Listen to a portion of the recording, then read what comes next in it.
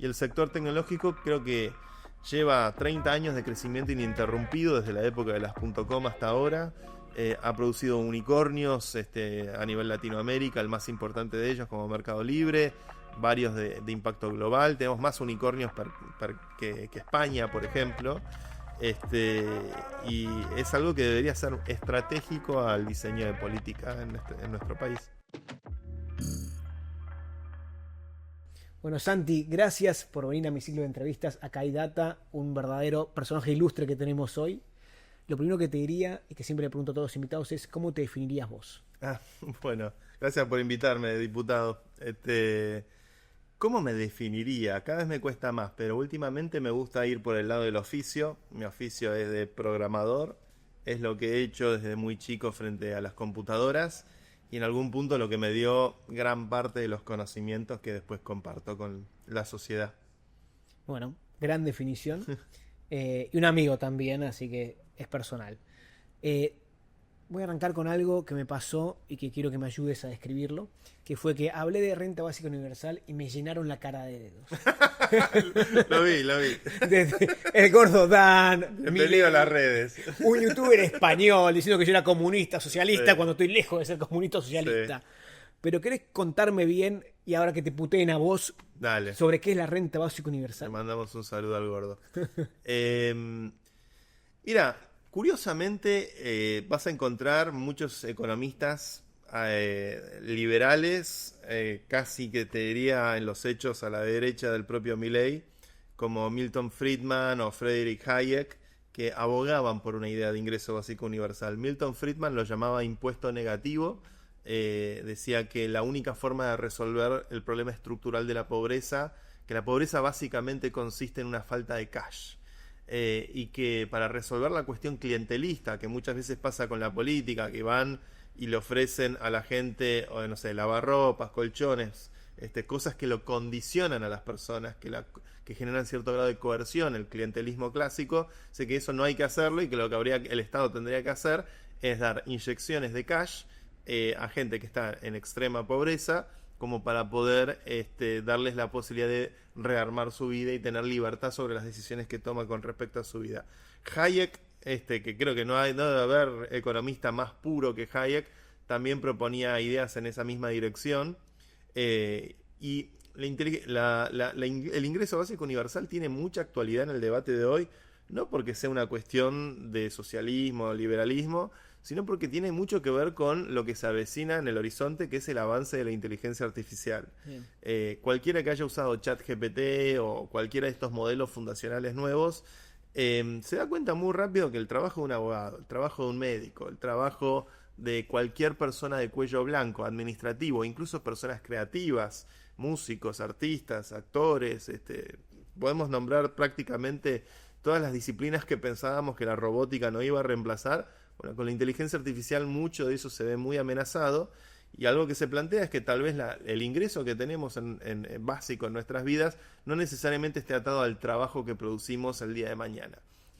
Porque hoy una consulta de abogado me sale por ahí $100 la hora, pero una consulta ChatGPT me sale 15 centavos de dólar el segundo, no sé, es otra escala. Entonces, en ese sentido, uno se beneficia por la inteligencia artificial porque accede a servicios que antes eran mucho más caros, pero por otro lado quienes producen ese tipo de servicios, ofrecen ese tipo de servicios, se ven perjudicados. Entonces ahí entra la idea de, por ejemplo, de que los robots paguen un impuesto, la inteligencia artificial paga un impuesto que se socialice y que sirva como un ingreso básico universal para la gente. Y me parece que en esa línea la promesa de que Internet el día de mañana pueda ser un lugar donde cualquier persona en cualquier lugar del planeta pueda acceder a algo que le garantice unas nociones básicas de sustentabilidad en su vida, me parece que es una promesa civilizatoria muy potente y que tenemos al menos las tecnologías de base que podrían permitir eso el día de mañana, como las criptomonedas, como la inteligencia artificial, como diferentes cuestiones que pueden contribuir a que eso funcione muy bien el día de mañana. Bueno, de hecho, los principales tecnólogos del mundo también hablan de esa teoría. Hasta Elon Musk. Totalmente, que es un gran referente de nuestro presidente. El amigo de Javier, el ídolo del gordo Dan, el ídolo de todos Los que bardean. Los libertarios, vamos a llamarlos libertarios, vamos a ser buenos con ellos. Está muy bien. Escúchame, ¿y sentís que parte de ese bardeo, si querés, o es parte del desconocimiento también que hay sobre el mundo de la tecnología y quizás sobre la brecha generacional o digital que hay en mucha parte de la política con este mundo que vos muy bien representás de la tecnología? Creo que es, por lo general, si uno adopta ya una postura de troll en las redes, que es lo que pareciera estar de moda para poder tener una cuestión identitaria, de pertenencia, que es como muy tribal, para ser troll no hay que pensar. Para ser troll hay que ser fanático y hay que repetir esto sí, esto no, y es todo en base al posicionamiento político. Sentarse, pensar, debatir, plantear, matizar, decir, bueno, por ahí esto sí, esto no. Ese tipo de discurso es totalmente castigado el día de hoy en las redes por cómo funciona la alimentación de atención que ofrecen estos nuevos canales de comunicación. Eso no es necesariamente ni bueno ni malo, pero por lo general, si uno está debatiendo con un troll, está debatiendo con alguien que no está dispuesto a pensar, que no está dispuesto a revisar incluso su punto de vista o a cuestionar su posicionamiento, porque para esa persona es una cuestión identitaria y es una cuestión de pertenencia. Pero creo que estamos en un momento donde indudablemente hay una abundancia de conocimiento y de ideas al respecto de este tipo de tecnologías. Las tecnologías de la información creo que ofrecen canales muy eficientes para quien quiera educarse, para quien quiera acceder a este conocimiento, para quien quiera poder justamente tratar de pensar y de proponer algo diferente. Y nada, esa es la batalla cultural que se ve en las redes. Después las redes la apagás y ya está, desapareció Romo, no sé, todo este tipo de ¿cómo se dice?, de pandilleros de poca monta, y queda ahí. Pero creo que realmente tenemos muchas herramientas para poder formarnos. Por ejemplo, la inteligencia artificial para estudiar es fantástica. Y si uno quiere interiorizarse en temas como ingreso básico universal, inteligencia artificial, temas que tengan cierta riqueza conceptual, entender qué dijo Friedman, qué dijo Hayek, qué se decía antes. Uno puede dialogar con la inteligencia artificial durante toda una tarde y es como leer un libro donde el conocimiento está muy orientado a despejar las dudas puntuales donde uno tiene en esa conversación. Entonces, yo lo que invito es a que la gente incorpore, adopte estas herramientas para animarse a pensar, que creo que es lo que hace falta. ¿Y cómo te llevas vos con la IA? Porque te sigo siempre y veo, por ejemplo, que tenés un avatar que habla directamente, que haces películas con IA. Bueno, te cuento una que yo lo que hice, que mi mujer me puteó, fue que lo puse a mi nene Enzo con el ChatGPT y le hice que le cuente un cuento, ¿no? Y cuando cuento, mejor que yo cuento todas las noches. Al día siguiente mi mujer va a dormirlo y mi nene le dice, tiene 5 años, cumplió ahora el viernes, le dice... mamá, llama a la señora que cuenta cuentos. Como diciendo, wow, el cuento es mejor. Bueno, hay un quiebre, así como yo tengo dos hijas. Una hija que nació en el 2015, la época de las redes sociales, y otra hija que nació ahora, en 2025, época de la inteligencia artificial. Porque creo que va a haber una línea divisoria, como nosotros tuvimos por ahí con la computación. La computación era algo común en nuestra época de niños, y ahora ya después vino internet y vino todo lo que pasó. Yo me llevo bárbaro con la inteligencia artificial. Espero que ella se lleve bien conmigo también. La he incorporado a mi hábito de pensamiento cotidiano prácticamente de forma consistente a lo largo del día. Muchas veces consulto para ver qué voy a decir en público. Me parece que la inteligencia artificial puede ayudar primero a evitar que conteste desde las vísceras, y tratar de contestar siempre con un discurso que sea más interesante de leer para los otros, y no que sea la cosa prepotente que suele haber en las redes sociales.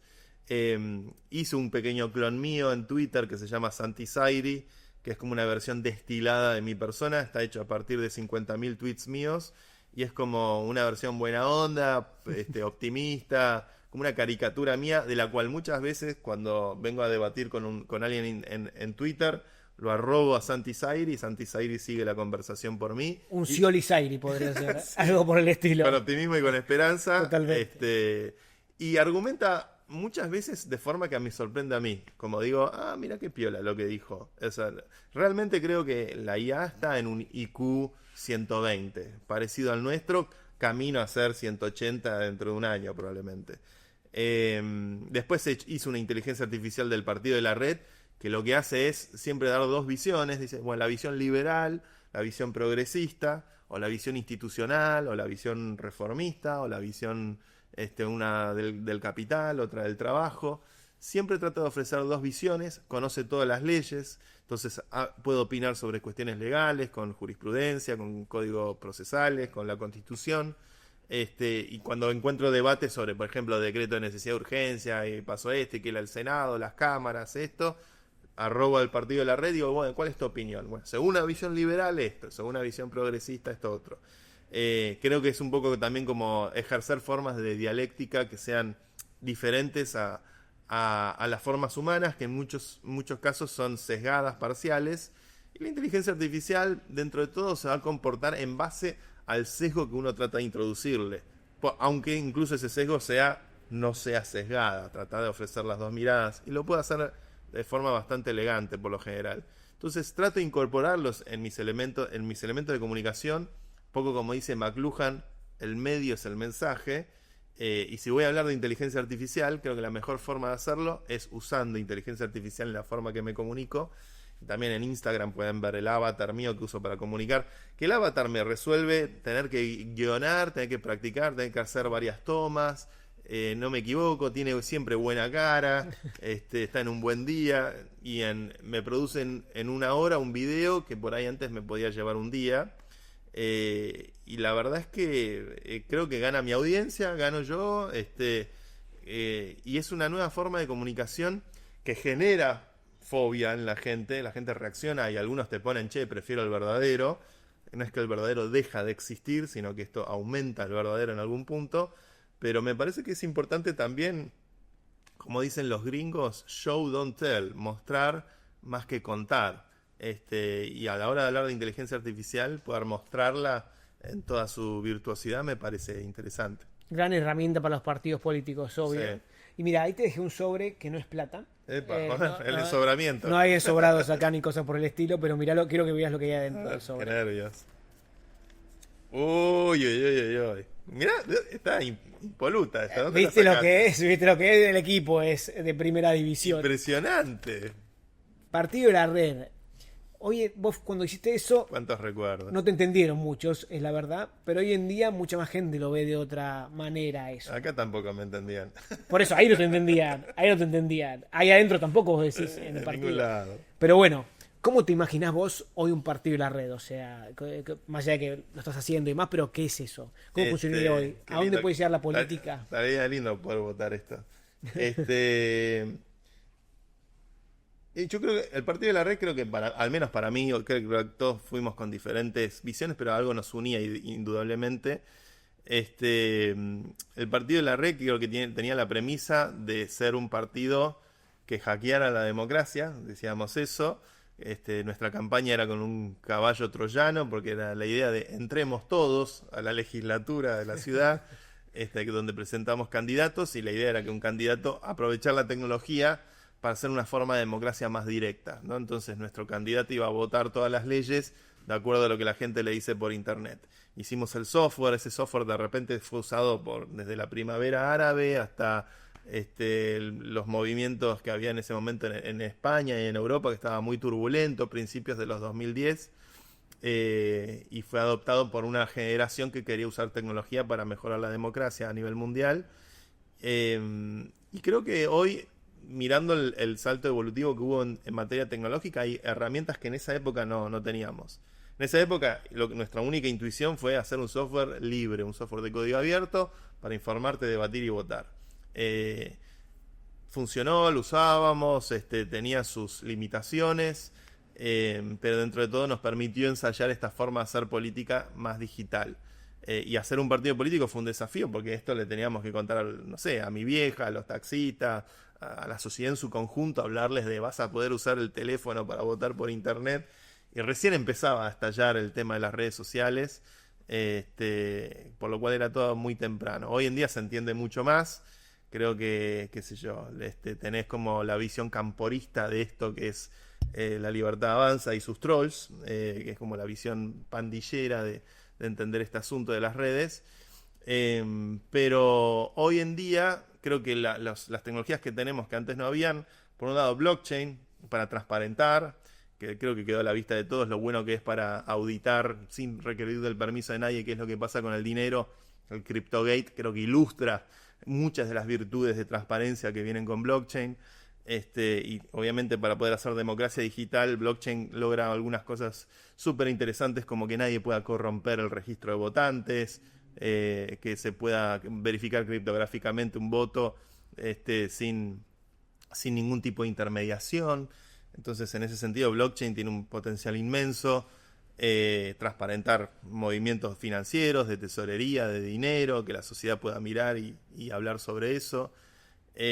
Inteligencia artificial, todas las cuestiones burocráticas, todas las cuestiones de diseño de propuestas, de contemplación de diferentes variables económicas, financieras, que la inteligencia artificial pueda absorber en un prompt automáticamente y poder sacar conclusiones al mismo nivel que el mejor estudiante universitario o un profesional.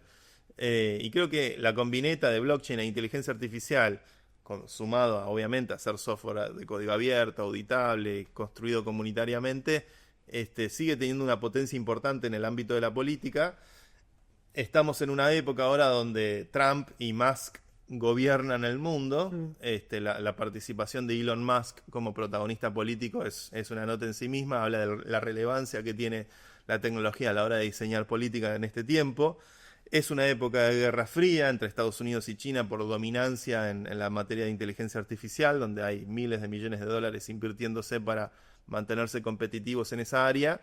Y creo que inexorablemente cómo la tecnología va permeando la política es indudable. O sea, en algún punto diría que el CryptoGate es un poco también un evento de colisión entre ese nuevo mundo, esa generación online, y el viejo mundo, la generación offline, y quedó en el medio el presidente con su hermana metido en este asunto.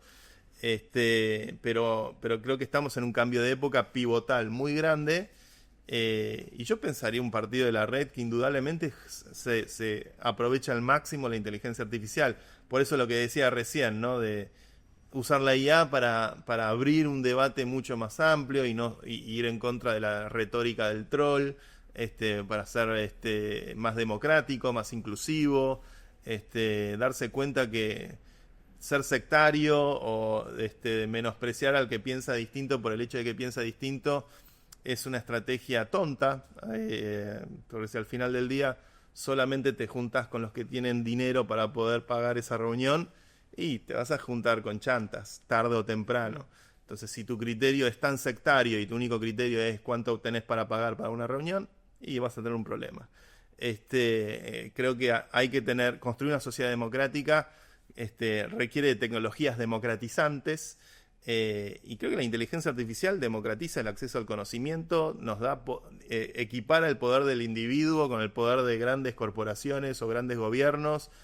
Tenemos ahora a un prompt de distancia la posibilidad de analizar data como nunca antes. En el mundo de la programación es impresionante lo que está logrando la inteligencia artificial. Ya casi el humano está empezando a dejar de escribir código.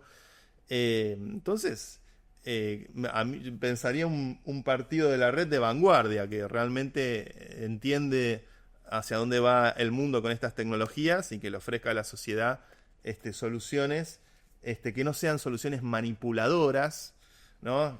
Me compro una red social como X para imponer mi agenda de derechas, como por ahí hizo Elon Musk, y en función de eso ejercer una manipulación, sino que sean tecnologías empoderadoras, que la sociedad pueda tener instrumentos para poder debatir mejor, independientemente del sesgo ideológico o independientemente de las cuestiones coyunturales de la política. ¿Y ahí cómo juega el Estado? El último ganador, por ejemplo, del premio Nobel, Acemoglu, dice que las democracias están en crisis porque hay una falla en el delivery de servicios, que choca mucho con tu vida privada. Es decir, vos en tu vida privada llegas hoy, te pedís un Rappi, sí, llegan 10 minutos, la mejor hamburguesa del mundo, y en el Estado, para sacar el registro, tenés que esperar 2 horas en un lugar.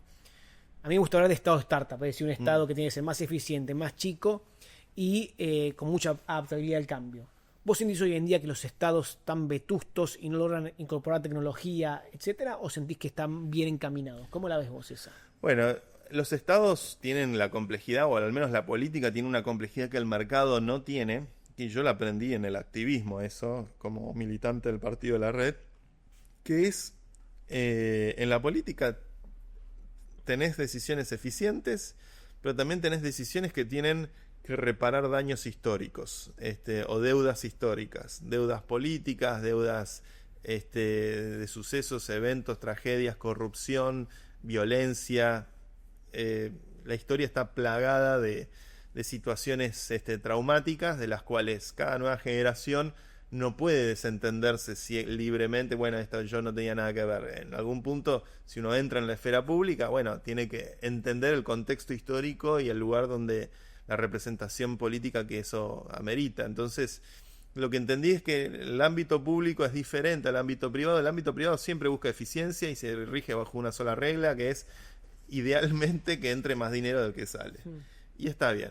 En el ámbito público, obviamente, ganarle al déficit, esas cuestiones siempre robustecen y ayudan y favorecen una toma de decisiones más satisfactoria, pero también hay otros aspectos, ¿no? Aspectos de derechos civiles, aspectos de derechos humanos.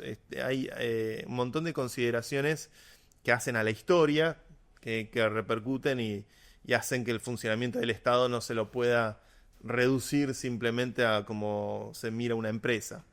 Dicho eso, indudablemente la tecnología puede traer instrumentos modernizadores espectaculares en la cuestión burocrática, en la cuestión de asistencia al ciudadano. El día de mañana creo que la inteligencia artificial puede optimizar un montón de trámites que hacemos día a día. Indudablemente el blockchain puede traer un montón de transparencia a las cuentas públicas. Y creo que esa impronta o esa retórica va a ir cobrando fuerza a medida que las nuevas generaciones más afines a este tipo de tecnologías vayan modernizando el funcionamiento del Estado.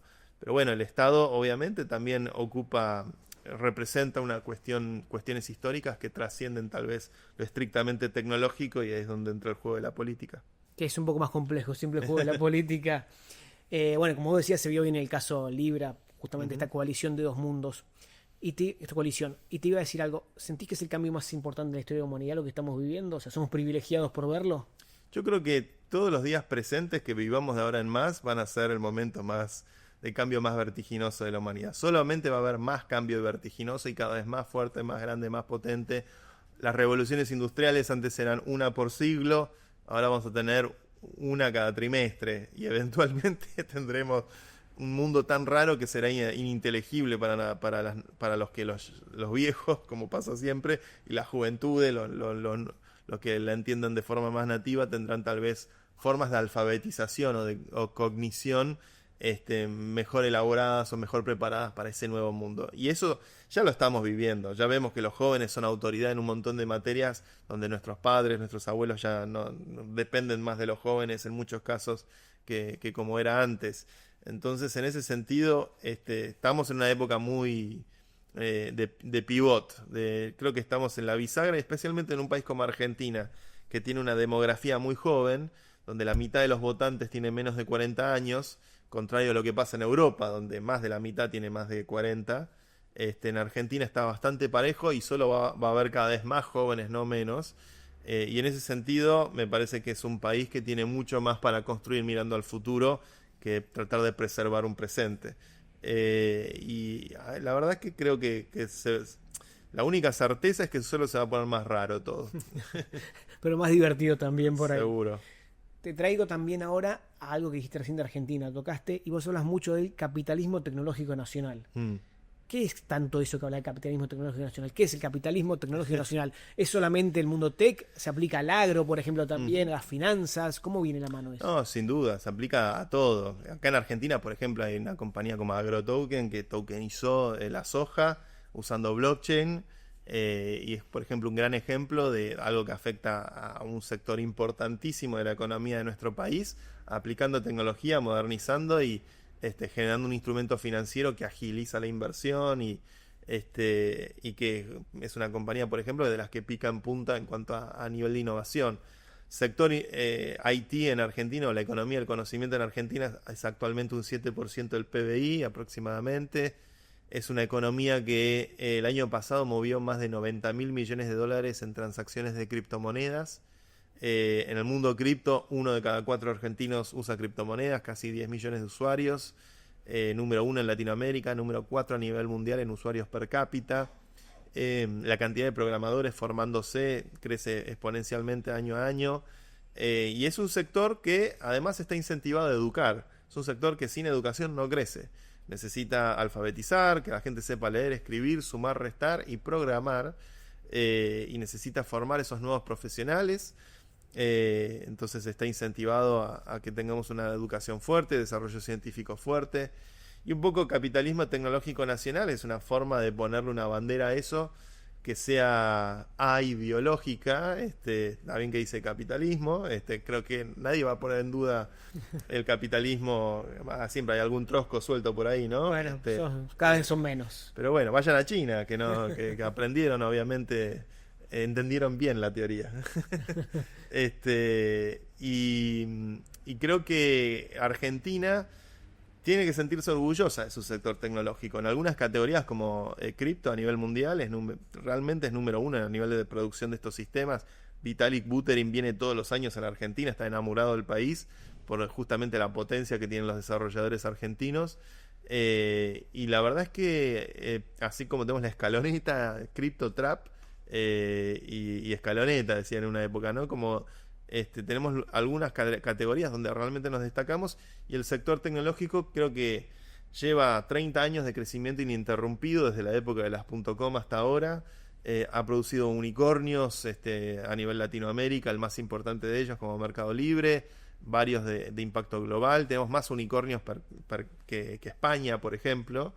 Y es algo que debería ser estratégico al diseño de política en nuestro país. Te traigo el mundo cripto, ya que lo nombraste, que hablamos poco de cripto y sé que sos un fanático del mundo cripto y que entendés mucho del tema. Fuiste uno de los primeros en hablar de una reserva de Bitcoin en la Argentina. Obviamente nunca lo hicimos. ¿Por qué sí? ¿Por qué deberíamos hacer eso? Creo que Bitcoin, particularmente Bitcoin, pues ahora Estados Unidos anunció lo suyo e incluyó un paquete de criptomonedas además de Bitcoin. No está mal, está bien, le quita cierto tufo de neutralidad, pero Bitcoin es la que genuinamente tiene garantías de neutralidad, porque tiene un fundador anónimo, porque no tuvo una distribución inicial de tokens, todos los tokens fueron minados a lo largo del tiempo, porque tiene una barrera termodinámica de energía protegiendo sus reglas de juego. Nadie puede corromper las reglas de juego. Va a haber 21 millones de bitcoins y nada más. Nadie tiene suficiente computación como para poder vulnerar el funcionamiento de la red Bitcoin. Ni China ni Estados Unidos podrán con él. Creo que en Argentina además tenemos, como decíamos recién, ¿no? una clase programadora muy conocedora de estos temas, pero además tenemos recursos estratégicos como Vaca Muerta, donde hay gas de venteo que se desperdicia, es metano que se pierde en la atmósfera, que contamina, que ese mismo metano podría usarse para minar criptomonedas y generarle reservas al Banco Central, por ejemplo. O sea, ni siquiera tendríamos que salir a comprarlo. Yo en el 2014 propuse poner el 1% de las reservas en Bitcoin en ese momento.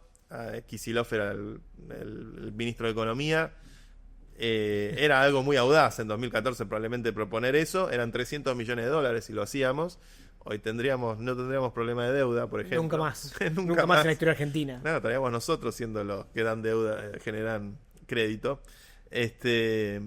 Pero bueno, la verdad es que sigo creyendo que es una estrategia inteligente, sobre todo ahora que se suma a Estados Unidos a lo que hizo El Salvador, que está legitimado por eso. Va a tener cierto grado de tensión tal vez con el Fondo Monetario, que tiene como sus expectativas con respecto a la deuda argentina, pero también es una decisión soberana, debería ser una decisión soberana, y si lo hacemos inteligentemente es una decisión que se coordina con recursos de infraestructura y energía que el país ya dispone. Tenemos incluso energía nuclear, estamos haciendo reactores nucleares modulares de pequeña escala que podrían financiarse incluso minando Bitcoin inicialmente. Así que me parece que hay algo ahí muy estratégico. Percibo que Bitcoin va a ser un poco la moneda de reserva del mundo dentro de unas décadas, donde los estados, tanto como los individuos, van a poder atesorar en esa tecnología. Y ahí pensás, porque claramente Bitcoin y las cripto nacen quizás como una alternativa al sistema financiero tradicional basada en la descentralización. ¿Sentís que en algún momento van a reemplazarlo del todo en 20, 30 años? El sistema financiero tradicional, como los estados, como los individuos, puede participar de la economía Bitcoin, pero el hecho de que participe no significa que tengan derecho a modificar sus reglas de juego. Eso es lo que hace que Bitcoin sea atractivo como instrumento de escasez. Bitcoin es interesante, la coyuntura histórica donde nace en el 2008, en el medio de la crisis de las hipotecas en los Estados Unidos, donde se derrumbaron varios de los bancos más importantes. En el primer bloque de la cadena, Satoshi pone un titular de diario hablando sobre el fraude financiero que es los gobiernos rescatando a los bancos, cuando los banqueros deberían hacerse cargo de sus malas decisiones, vendiendo hipotecas que no tenían ningún tipo de posibilidad de prosperar. Y Bitcoin nace en un contexto de inmensa crisis financiera a nivel mundial, y creo que ahí ya hay un hecho político en sí mismo. Me parece que Argentina se desarrolla fenomenalmente en este sector en algún punto porque éramos un país con alta inflación, con controles cambiarios, lo cual indujo a un montón de gente a buscar alternativas. En la pandemia, además, a nivel masivo, bro. También es otra cosa que... Le mandamos un saludo al Colorado Chanta, pero bueno. Argentina en la pandemia masivamente se educó al respecto, y la verdad es que ahí hay un atributo que creo que va incluso con el ADN nacional, ¿no? Argent quiere decir plata. Somos un país que vive como con traumas financieros desde que tengo uso de razón, y me parece que percibo al menos, y sigo considerando que ahí en Bitcoin hoy en día uno ve las variables de la macroeconomía, ve las reservas que bajan, ve el gobierno yendo a negociar con el fondo, que era lo mismo que todos estos se llenaban la boca diciendo, un gobierno que negocia con el fondo para pedir plata para poder sostener el dólar. Y ahora, viste, el pez por la boca muere, sí. Adorni, Milei. Y están haciendo lo mismo que se hizo siempre. Es increíble como la incapacidad a veces que hay de pensar por fuera de la caja. Yo creo que muchas veces también por miedo, por falta de vocación, tal vez de empoderamiento político, pero también porque no están capacitados para pensar fuera de esa caja para la cual fueron entrenados. Bitcoin es pensar fuera de la caja. Y si hubiésemos comprado Bitcoin al día que asumió Milei, primero hubiésemos multiplicado por 4 la inversión. Eso hubiese ocurrido en un año, porque fue lo que pasó en el último año que Bitcoin, en los últimos 2 años, que Bitcoin pasó de $25.000 a casi $100.000. Y segundo, es un gesto de soberanía. Se hubiese podido hacer sin tener que rifar plata, sino minándolo con los recursos de estrategia. O sea, se hubiese podido hacer bien, y hubiésemos tenido un recurso que nos hubiese dado espalda, como le da espalda a El Salvador, que El Salvador mantiene su reserva de Bitcoin. El fondo le dice no lo uses como curso legal, pero indudablemente hay algo de construcción de soberanía en esa nueva alternativa, y es pensar fuera de la caja, salirse del guión del péndulo, o emisión o endeudamiento, que es el péndulo histórico de la historia argentina. Lean historia, Virgos, así aprenden un poco. Mencionaste que Argentina tiene una de las mejores comunidades de cripto del mundo. Sí. Talentosos, profesionales, emprendedores. La mejor. La mejor, lejos. De hecho, Vitalik, que es fanático de la Argentina también, entiendo por esas cosas. ¿Cuánto pensás que manchan a esa comunidad los escándalos como Libra, justamente, que pasó hace poquito? Yo creo que eso mancha fundamentalmente a los protagonistas. Hayden Davis. Vos advertiste el tipo ese en Twitter. A Hayden Davis lo vimos venir, pero así, a la legua lo vimos venir. Creo que mancha. A ver, yo algo que digo, mucha gente dice esto afecta a la industria, afecta al sector. Como ocurrió con con tantos hackeos, tantas cosas ocurrieron en cripto. Cada una de esas cosas. Por ejemplo, FTX, la caída de FTX, Sam Bankman-Fried, que va preso, que defraudó por miles de millones de dólares a los que habían puesto dinero en ese exchange. Se cayó FTX, fue preso Sam Bankman-Fried, cayeron los fondos de inversión que usaban, que se apalancaban sobre FTX, cayó Luna de Do Kwon también, que era un stablecoin muy mal hecho. Se caen los que se tienen que caer y se mantienen business as usual.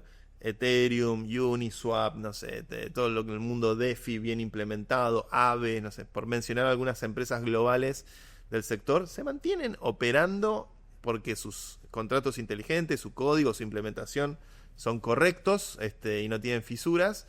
Lo que está bien armado se mantiene operando como siempre y lo que se tiene que caer se cae.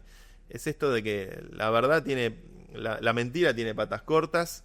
Y bueno, acá el presidente, en lugar de juntarse con Vitalik Buterin, que fue lo que le ofrecimos por varios canales en diciembre del año pasado, decidieron que no valía la pena o no sé, no era acorde a lo que ellos consideraban necesario hacer en esta materia.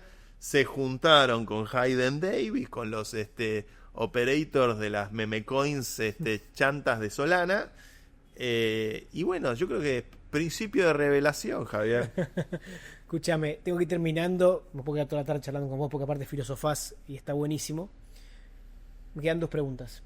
La primera es, sos uno de los tipos que la suele ver antes. De acá a 20 años, ¿cómo te imaginas el mundo? O sea, ¿qué va a cambiar? Ponete bien distópico. O sea, ¿nos van a dominar los robots? ¿No nos van a dominar? ¿Qué va a pasar con las IAs? O sea, distopía Black Mirror. La gran pregunta de este tiempo, porque la ciencia ficción ya dejó de ser algo que miraba al futuro y es algo que mira al presente. Black Mirror, que mencionaste recién, es un gran ejemplo. Creo que el mundo no es que va el auto volador, autónomo, inteligente, que se viene, ya está a la vuelta de la esquina. Pero la gran pregunta subyacente a todo eso es, como decía Perón, unidos o dominados. Bueno, creo con las máquinas, ¿quién domina a quién? ¿Las máquinas a los humanos o los humanos a las máquinas? Esa va a ser la gran pregunta, que es una pregunta que en algún punto disfraza la pregunta: ¿es el capital el que domina el trabajo o es el trabajo el que domina el capital? Son las mismas preguntas de siempre, con nuevas máscaras, nuevos vestidos, nuevas formas. Me parece que en algún punto, ojalá, yo creo que la tecnología es un instrumento de liberación. La tecnología da conocimiento, empodera a las personas, democratiza la participación, da accesibilidad, genera oportunidades, nos educa, creo que es mucho más la ganancia que los riesgos, pero es verdad que al mismo tiempo se generan nuevos monopolios, se generan nuevas estructuras de poder, nuevas oligarquías, nuevos jerarcas. Creo que hoy políticamente es mucho más interesante mirar a Zuckerberg, a Bezos y a Musk que cualquier político de rango alto en Estados Unidos. Y en ese sentido, ¿qué estructuras de poder van a venir con estas tecnologías? Me parece que es la gran pregunta. ¿Son estructuras de poder que ayudan a erradicar la pobreza, por ejemplo, como es la idea del ingreso básico universal, al menos lo que aspira en principio, que no haya más pobreza extrema en el mundo? ¿O son estructuras de poder que atentan contra nuestra privacidad, nuestra información, nuestra intimidad? Esa es la gran batalla. E indudablemente en 20 años nos encontrará unidos o dominados. Bueno, vos tuviste un proyecto de ingreso básico universal que se llamó UBI, ¿o no? Sí, el UBI fue impresionante, o sea, porque duró, te diría, tuvo 1 año y medio de estabilidad en un promedio de $200 mensuales. Recibí historias de pacientes oncológicos que pagaban sus medicamentos con el UBI, estudiantes que compraban sus materiales para poder ir a la universidad, nietos que ponían a sus abuelos para que tuvieran una pensión extra. Y cuando ves las historias de vida impactadas por esa pequeña inyección económica, de repente te das cuenta, wow, ¿viste? La gente está con la soga acá y con un poquito de tecnología y un poquito de incentivos criptoeconómicos logramos hacer algo que tuvo un volumen económico en ese año y medio de más o menos $50 millones en transacciones, y fue impresionante. Hay un montón de elementos después cuando el mercado corrigió. El proyecto no tenía los instrumentos financieros como para ser defensivo en un mercado en baja. Y bueno, hay muchas lecciones aprendidas. Después todas las cuestiones de identidad humana que también desarrollamos con Proof of Humanity, con todo lo que se hizo con eso. Hoy la inteligencia artificial derrumbó mucho de cómo era la autenticación con el UBI, entonces habría que bajar y dar de vuelta en cómo identificás humanos de forma que evites los robots e evites la duplicación de identidades. Pero fue un experimento muy pionero. Fue el experimento de ingreso básico universal más grande del mundo en su momento. Y creo que seguramente vendrán nuevas olas de experimentación en ese sentido. en los años que vienen. Y te hago la última y es personal esta. Epa. Sos un tipo, sos un tipo que vivió por todo el mundo. Sí. San Francisco, o en Madrid, Europa, etcétera. Porque muchas veces viste que en Argentina tenemos esto de la Argentina es una verga, no sirve para nada, mejor vivir afuera. ¿Por qué, habiendo vivido por todo el mundo, decidiste volver a Argentina e radicarte y instalarte acá? Viví en San Francisco, en Nueva York y en Madrid.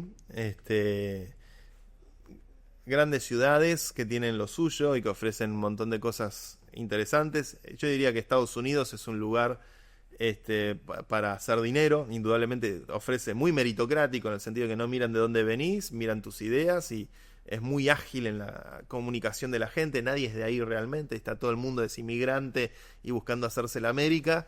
Es un gran lugar para desarrollarse profesionalmente, pero las relaciones humanas terminan siendo muy transaccionales y no tenés tal vez esa contención que está por fuera de lo estrictamente mercantil que ofrece la sociedad norteamericana. España, por otro lado, por ejemplo, es muy de la familia y los amigos, tiene todo eso que a nosotros los argentinos, los latinos, creo que nos hace muy bien, pero es muy chato desde el desarrollo profesional. Hay mucho confort en la sociedad europea, y el europeo ante el confort se queda comodito haciendo su trabajito y tomando su caña desde las 10 de la mañana. No le pidas mucho más. Entonces, creo que Argentina tiene lo mejor de los dos mundos.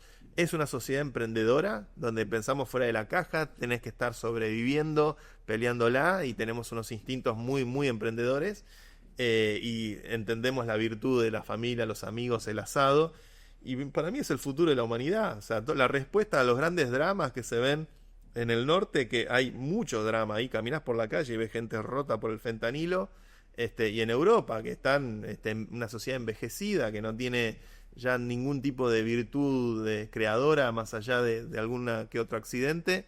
Argentina lo tiene todo en ese sentido, y está lejos de todas las guerras, lejos de todos los quilombos. Nos inventamos nuestros propios quilombos, que estamos medio al pedo acá en el culo del mundo, pero por lo general este caldo de cultivo a mí me parece superior a todo. Es el mejor país del mundo, lo puedo decir fácticamente, y los argentinos somos queribles, un poquito. A veces comemos mucha carne y eso nos hace agresivos de más, pero si regulamos un poco la dieta, vamos a estar bien.